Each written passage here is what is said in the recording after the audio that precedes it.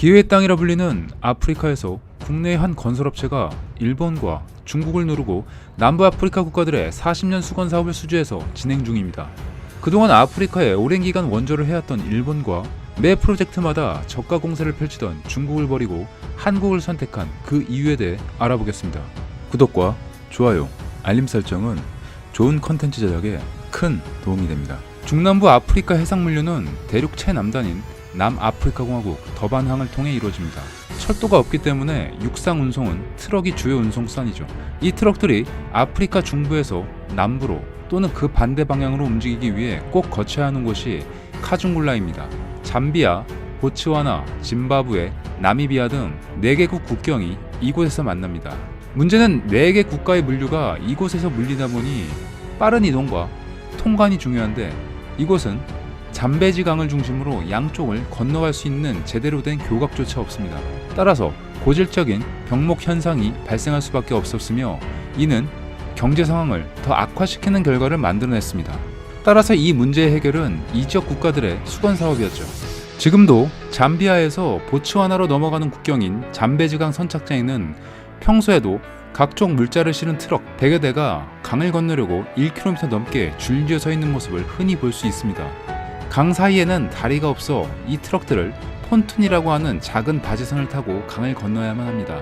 하지만 바지선인 폰툰은 단 2척뿐인데다 한 번에 트럭을 한두 대밖에 실지 못하기 때문에 트럭 기사들은 보통 일주일 정도 선착장에서 기다릴 수밖에 없었습니다. 이런 이유로 주변 마을에는 트럭 기사들을 위한 숙소와 식당이 성업 중이었지만 전체 국가 경제적으로 생각하면 매우 비효율적으로밖에 볼 수 없습니다. 결과적으로 중간에 교각을 건설해야 했지만 이해관계가 있는 국가마다 재정 상태와 정치 경제 상황이 달랐던 탓에 매번 합의점을 찾기 힘들었고 계속 지연된 상태로 왔던 것이죠. 하지만 내년 3월이면 이런 풍경은 사라질 것으로 봅니다. 잠베지강의 923m 길이의 카중굴라 교각이 개통되기 때문이죠. 다리가 놓이면 트럭은 2시간 만에 강을 건너고 통관까지 마칠 수 있게 되는 것입니다.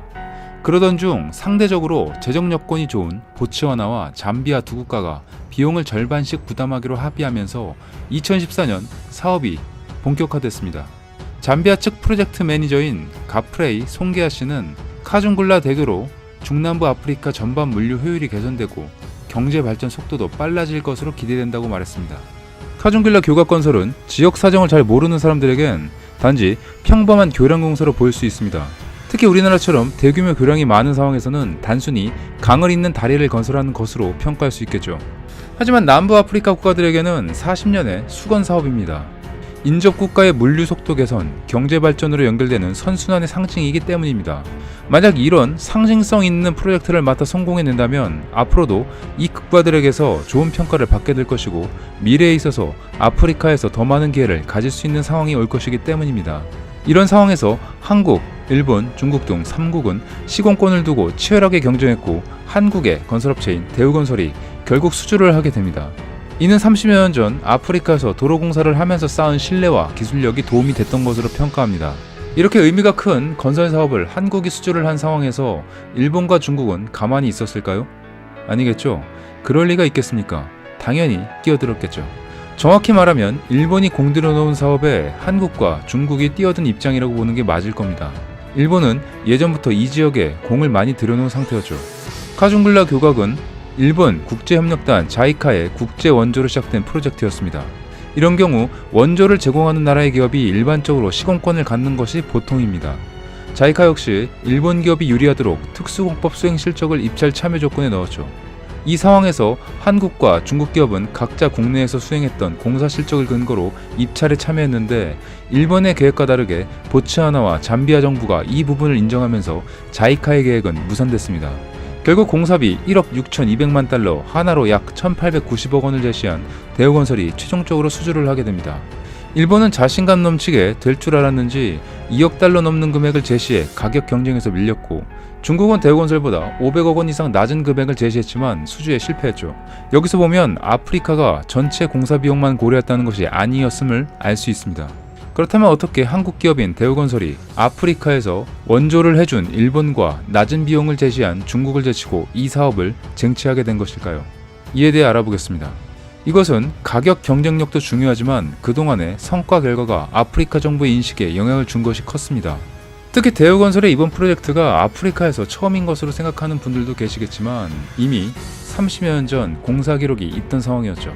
특히 1986년부터 1991년까지 보츠와나에서 했던 5건의 도로공사 실적이 큰 도움이 됐습니다. 보츠와나에서 첫 공사는 세로웨와 오라파를 잇는 총 연장 216km의 2차선 도로공사였습니다. 보츠와나 국토의 80% 이상을 차지하는 칼리아리 사막은 공사용 물 부족의 원인이었고 5에서 10km마다 우물을 파고 물 저장을 위한 비닐바닥을 설치하며 어렵게 공사를 진행했었죠. 역경을 헤치고 공사를 마친 결과 보츠와나로부터 가장 품질이 우수한 현장이라는 평가를 받았고 추가로 3건의 도로 강사를 수주하게 됩니다. 하지만 1990년대부터 거대 자본을 앞세운 중국이 아프리카 건설 시장을 독식하면서 한국 건설사 수주는 사실상 끊겼지만 최근 현지에서 중국 건설사 시공 품질에 불만이 커지면서 한국 기업을 다시 찾게 됐다는 겁니다. 파우스 시온 보츠와나 측 프로젝트 매니저는 중국 기업이 만든 도로는 10년을 못 버티고 하자가 생기지만 대우건설이 만든 도로는 30년이 지나도록 멀쩡했다며 품질에 대한 믿음이 있기 때문에 중요한 공사를 맡긴 것이라고 직접적으로 말했다고 합니다. 처음에는 좀 더 저렴하다고 선택했지만 건축물처럼 수십 년을 안전하게 유지해야 하는 분야에서 중국 건설사들의 결과물들은 그들에게 실망감을 주게 된 것이죠. 싼 게 비지떡이란 말을 직접 체험하게 된 것입니다. 이제 시간이 흐른 만큼 카중굴라 교각 공사가 마무리 단계에 접어들었습니다. 그러면서 주변국의 관심은 더욱 커지고 있는 상황입니다. 2019년 5월에는 국경을 접한 4개국 대통령이 같은 날 현장을 방문했으며 각국 공무원과 기업인도 수시로 다녀가고 있습니다. 최성환 대우건설 카중굴라 현장 소장은 이 지역 경제 규모를 감안할 때 카중굴라 교각은 지금껏 없던 초대형 프로젝트라며 장비나 원자재는 어떤 것을 쓰든지 인력 관리는 어떻게 하는지 등 현장의 일거수일투족이 주변국엔 관심사라고 말했습니다. 물론 공사를 진행하는 와중 어려움도 많았다고 합니다. 두 국가가 발주처라 인력들이 공사 도중 통관 문제도 있었고 원자재도 기준에 맞는 것을 찾느라 고생했다고 합니다.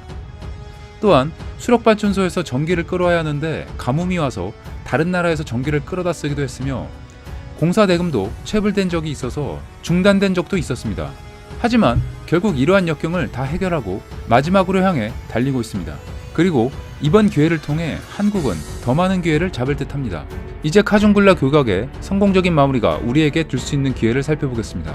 아프리카는 지하자원이 풍부하고 아직 개발이 덜 돼 기회의 땅으로 통하고 있습니다. 지금까지 가격을 내세운 중국이 시장을 독식했지만 카중굴라 교각 공사가 성공적으로 마무리되면 한국 기업의 기회도 많아질 전망입니다. 이미 대우건설은 잠비아와 콩고 민주공화국 국경을 잇는 455억 원 규모의 교량 프로젝트를 제안받은 상태죠. 대우건설 관계자는 아프리카 국가들이 중국에 대한 회의감이 생겨나는 지금이 우리에게 기회라고 말했습니다. 서울시립대 국제도시과학대학원 교수는 한국 기업들이 아프리카에서 더 성과를 내도록 정부 차원에서 꾸준한 정책적, 재정적 지원이 필요하다고 말했습니다.